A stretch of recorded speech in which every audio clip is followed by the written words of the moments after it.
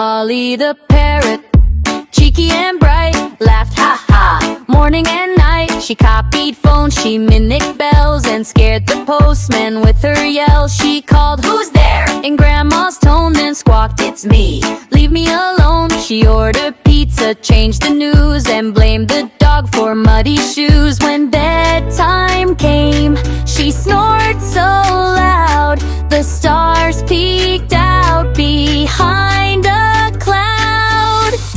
Polly giggled in her sleep. Tomorrow's pranks, they're mine to keep. Tomorrow's pranks, they're mine to keep.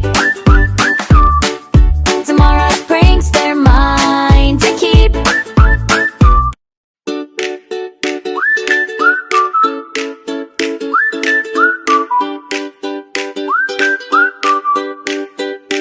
Polly the parrot, cheeky and bright, laughed ha ha. Morning and night, she copied phones, she mimicked bells, and scared the postman with her yells. She called, "Who's there?" in Grandma's tone, then squawked, "It's me, leave me alone." She ordered pizza, changed the news, and blamed the dog for muddy shoes. When bedtime came, she snored